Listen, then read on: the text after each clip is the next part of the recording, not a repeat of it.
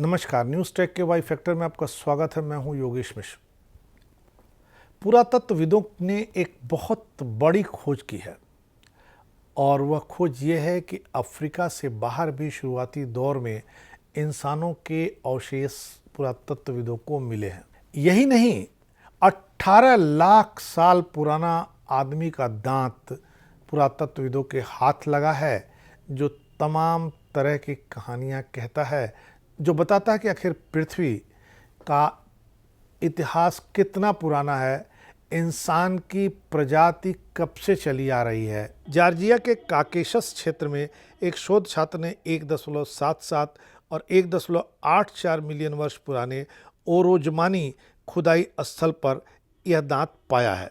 यह अफ्रीका के बाहर इंसानी प्रजाति की शुरुआती मौजूदगी में से एक प्रमाण है। जॉर्जियाई राष्ट्रीय संग्रहालय के एक पुरातत्वविद जियोर्जी कोपलियानी ने बताया कि जीवाश्म वैज्ञानिकों ने पुष्टि की है कि यह एक होमिनिन इंसानी प्रजाति दांत है। कोपलियानी और उनकी टीम ने 2019 में ओरोजमानी की खुदाई शुरू की थी, लेकिन महामारी के कारण 2020 में खुदाई को स्थगित कर दिया गया। पिछले साल फिर से काम शुरू हुआ। टीम ने अब तक प्राचीन पत्थर के औजारों और विलुप्त जानवरों जैसे बड़ी दांत वाली बिल्लियों और एट्रस्केन भेड़ियों के जीवाश्म की खोज की है। शोधकर्ताओं ने लगभग 18 लाख वर्ष पुरानी खोपड़ी सहित होमिनिन अवशेषों का खुलासा किया है।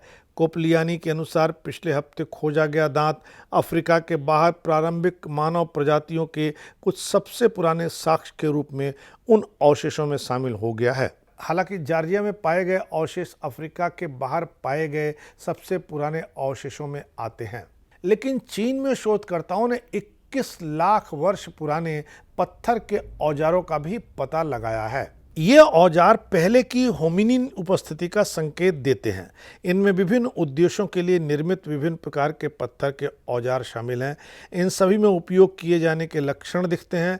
ये औजार क्वार्टजाइट और क्वार्ट चट्टान से बने थे, जो संभवतः क्विलिंग पर्वत की तलहटी से 5 से 10 किलोमीटर दक्षिण में खुदाई स्थल से आए थे।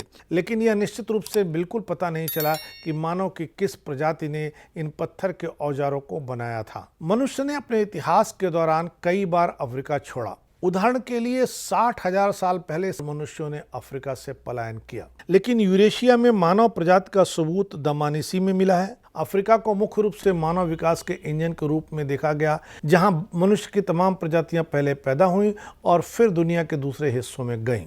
हालांकि कुछ वैज्ञानिकों ने इस कहानी में एशिया के लिए कुछ अलग भूमिका निर्धारित की है, लेकिन 18 लाख साल पुराने मिले दांत और 21 लाख साल पहले के औजार यह बताते हैं कि मानव को अपनी सभ्यता को जानने के लिए और पीछे और बहुत पीछे जाना होगा। इस बार इतना ही।